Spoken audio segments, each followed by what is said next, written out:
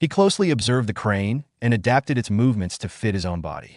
With his extraordinary flexibility and animalistic instincts, Muyul moved beyond the typical human range, mimicking the crane's motions in a fluid, natural way that resembled a real animal's movements. This approach allowed him to harmonize with the crane's movements more efficiently than his masters had anticipated.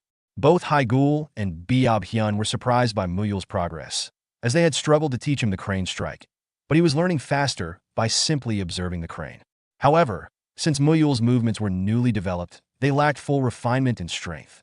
Haigul, seeing this, gave him specific corrections, advising him to adjust his arm movement and step back a little more for greater accuracy.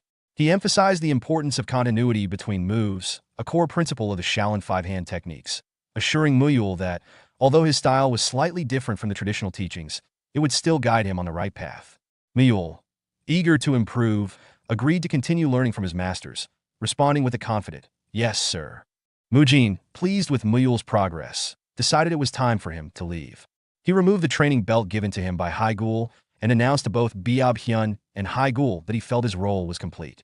Biab Hyun, surprised by Mujin's decision, asked if he planned to stop coming the next day, and Mujin confirmed that he would.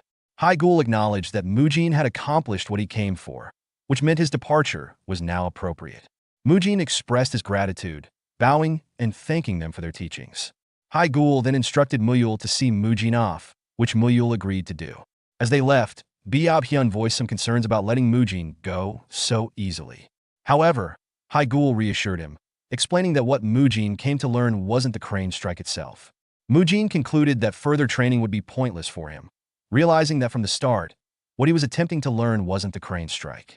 He had already developed his own martial arts before officially joining the Shaolin Temple. The real challenge he faced now was integrating his new Shaolin techniques smoothly and steadily with his existing style. When he saw Haigul guiding Muyul in perfecting the crane strike, Mujin gained a clearer understanding of how to achieve this integration. He considered starting with his fist barrage and integrating the invincible punch, then transitioning into the Guanyin strike and Arhut palm strike. This approach would allow him to enhance the power of his strikes while reducing recoil. He recalled his grandfather's advice that the true essence of a technique is more important than its outward appearance. For Mujin, the focus wasn't on replicating something like the crane strike, but on achieving continuity between his movements and effectively blending different martial arts styles.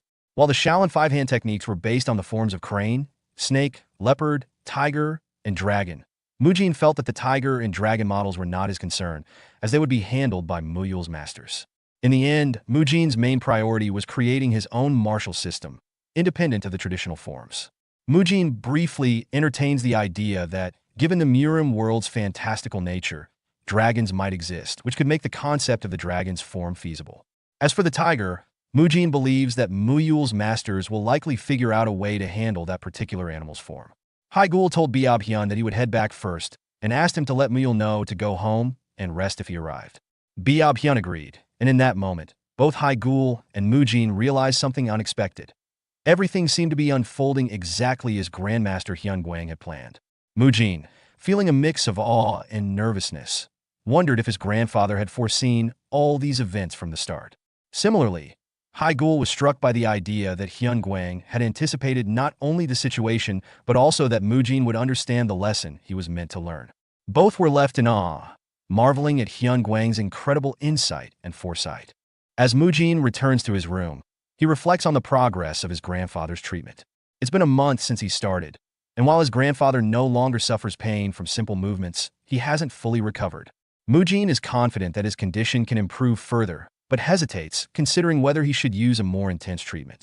He realizes, however, that special circumstances demand bold actions and concludes that he must take the risk, muttering to himself that it's the only option left.